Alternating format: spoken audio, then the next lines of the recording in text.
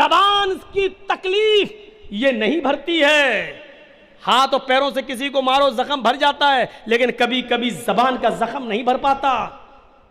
سلیم صاحب کی بیٹی جس نے حیدرآباد کی ایک لڑکے سے شادی کی, 5-6 رشتے اس کے آئے, لیکن رشتہ لگ جانے کے 2 مہینے 3 مہینے کے بعد جہیز کی ڈیمانڈ کر دی, رشتہ ٹوٹ گیا. پھر ایک رشتہ حیدرآباد سے آیا, بھساول یا جلگاؤں کے کوئی فرضی ماں باپ اس گاڑی میں بیٹھ گئے اور کہنے لگے کہ آپ کی بیٹی سے ہم اپنے لڑکے کی شادی کرائیں گے, اور جب شادی شریعت کے مطابق ہی کرنا ہے تو کیا جب جہیز دینا لینا ہی نہیں ہے تو آج ہی رخصت کر دیجئے اور نکاح پڑھا دیجئے. سلیم صاحب بڑے خوش ہو گئے, ایسا نیک رشتہ کہاں ملے گا. اسی دن نکاح ہو گیا اور اپنی بیٹی کو رخصت کر دیا. ٹرین سے جب سفر ہوا تو جلگاؤں یا بھساول میں یہ ماں باپ جو فرضی بنے ہوئے تھے اتر گئے, اور لڑکا اس لڑکی کو لے کر حیدرآباد چلا آیا. اس لڑکی کا نام جمیلہ تھا.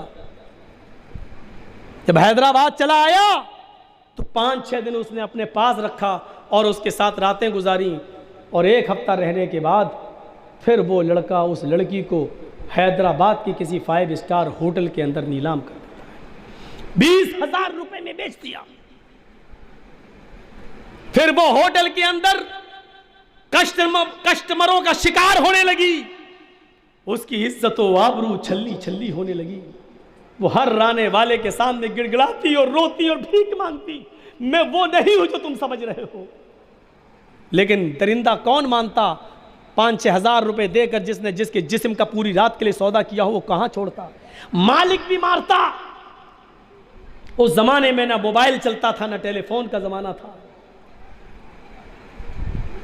ایک لڑکا ایسا بھی اس کے پاس آیا کہ یہ رونے لگی. اس لڑکے کو اس کے اوپر رحم آ گیا, اور اس لڑکے نے کہا کہ نہیں تم مجھے اپنی پریشانی بتاؤ کیا ہے. اس نے پوری داستان بتائی.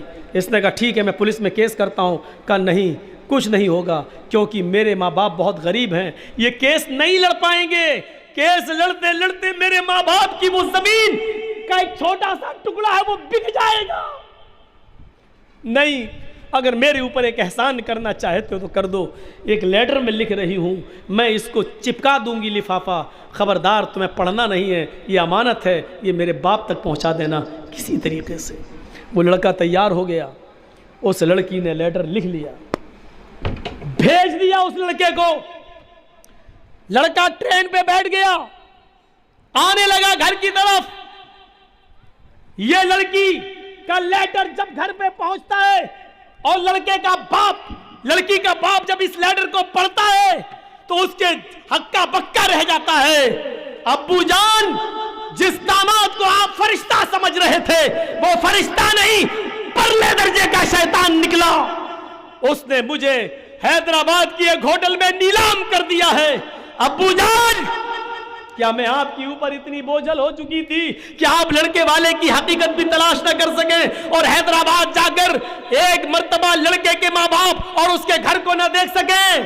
اے ابو جان, میں نے پھانسی کا پھندا اس ہوٹل کے کمرے میں لگا رکھا ہے. جب تک یہ لیٹر آپ کے پاس پہنچے گا میں اس دنیا میں نہیں رہوں گی.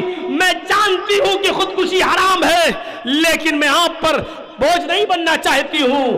اے ابو جان, میں اپنا ناپاک چہرہ لے کر اپنی سہیلیوں کے سامنے نہیں آنا چاہتی, اپنے بھائی کے سامنے نہیں آنا چاہتی. میرے لیے موت کو گلے لگانا آسان ہے, لیکن اپنے ماں باپ اور بھائی بہنوں کے سامنے آ کر اپنا چہرہ دکھانا آسان نہیں ہے. اے ابو جان, یہ لیٹر صرف اس لیے لکھ رہی ہوں, میں آپ کو بتائے بغیر بھی مر سکتی تھی. میں یہ لیٹر اس لیے لکھ رہی ہوں کیونکہ میں اپنی چھوٹی بہن کو آپ کے پاس چھوڑ کے آئی ہوں جس کا نام فاطمہ ہے. اے ابو, آگے کے جملے سنیے. سلیم صاحب کے پاس وہ لیٹر آج بھی رکھا ہوا ہے, آج بھی رکھا ہوا ہے. وہ لیٹر پڑھیے تو آنکھوں میں آنسو آ جاتے ہیں. میں نے خود پڑھا ہے اس لیٹر کو. میرے بھائیوں, وہ لیٹر دکھاتے ہیں مولانا, دیکھیے میں نے پڑھا ہے. اور مدنی پور کے جلسے میں ہم لے کے بھی گئے تھے اور کہا تھا کہ یہ سلیم صاحب ہے جن کی بیٹی خودکشی کر کے مری ہے. میں ان کو لے کے بھی گیا تھا. میرے بھائیوں, اس میں آگے لکھا ہوا ہے لیٹر میں, मेरी छोटी बहन जिसको मैं छोड़ के आई हूं, आए अब्बू जान मेरी उस बहन के लिए इतना कमा लेना, इतना कमा लेना, इतना कमा लेना। ये जुमले उसने 3 बार लिख के, आए अब्बू जान मेरी छोटी बहन के लिए इतना कमा लेना, इतना कमा लेना, इतना कमा लेना कि जब मेरी बहन की शादी हो तो जो कुत्ता जितनी हड्डियां मांगे उस कुत्ते के सामने उतनी हड्डियां डाल देना। कितना बड़ा तमाचा मार कर वो इस दुनिया से गई। वो एक अलग चीज़ है, बख्शिश होगी कि नहीं होगी, क्या है उसकी जनाजे की नमाज है या नहीं, वो एक अलग मसला है। मौत हराम है हलाल, इससे हटिए। लेकिन देखिए वो लिख क्या रही है। क्या ये समाज और सोसाइटी के लिए सोचने और गौर करने की जरूरत नहीं है? समाज और सोसाइटी के लिए गौर और फिक्र की बात नहीं है? वो आयशा आरिफ खान के मरने के बाद एक और लड़की ने खुदकुशी की है उसी तर्ज के ऊपर। मुझे तो डर लग रहा है कि लड़कियां सस्ती शोहरत पाने के लिए जहेज की वजह से कहीं खुदकुशी न करने लगे और सस्ती शोहरत पाने के लिए वही तरीका न अपनाने लगे जो आयशा आरिफ खान ने अपनाया है। इससे पहले की लड़कियां जहेज की वजह से खुदकुशी करके मरने लगे। समाज के चौधरियों, जिम्मेदारों, साहूकारों, सरपंचों और समाज के अहम लोगों एक रोल अदा करो, एक अच्छा किरदार निभाओ, एक अच्छी जिम्मेदारी निभाओ और एक अच्छा नागरिक बनकर एक ऐसी कमेटी बनाओ, एक ऐसा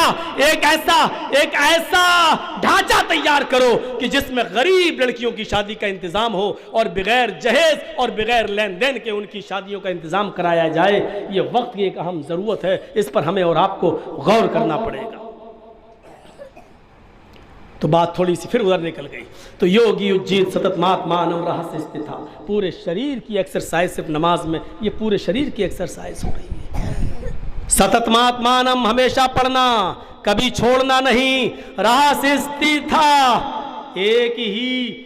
एक टाइम भी छोड़ोगे ये योग, ये एक्सरसाइज पूरे शरीर की यानी नमाज एक वक्त भी छोड़ोगे तो तुम धर्म पर स्थित नहीं रहोगे। राह से स्थित नहीं रहोगे, कायम नहीं रहोगे। अल्लाह के रसूल ने भी यही फरमाया था, मन तरक सलात मुतअम्मिदन फ़क़त कफ़र। एक वक्त की भी नमाज अगर कसदन अमदन छोड़ दी, मैं ये तो नहीं कह रहा हूँ कि वो काफिर हो गया, लेकिन साफ कहा फ़क़त कफ़र, उसने कुफ्र किया। कायम कहाँ रह गया वो, टिका हुआ कहाँ रह गया वो? एकाकी अच्युतात्मा।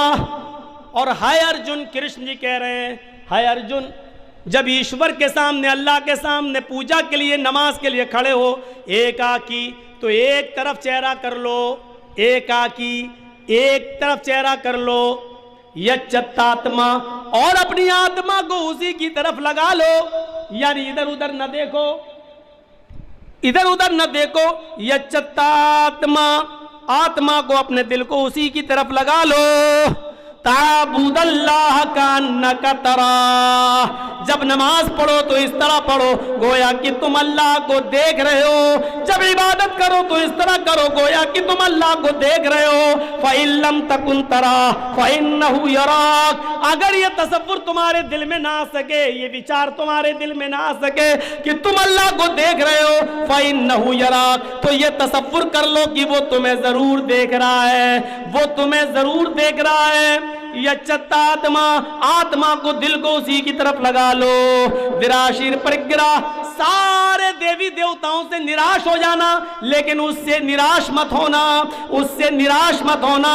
परिग्रह, वही कबूल करने वाला है, वही देने वाला है, वही स्वीकार करने वाला है, वही एक्सेप्ट करने वाला है, वही तुम्हारी इस भक्ति को, इस इबादत को कबूल करेगा। मेरे भाइयों, इसके बाद कृष्ण कहते हैं पंचम समया कर्तव्या। हाय अर्जुन, ये योग, ये पूजा, ये साष्टांग 8 वक्त किया, 5 वक्त किया करो।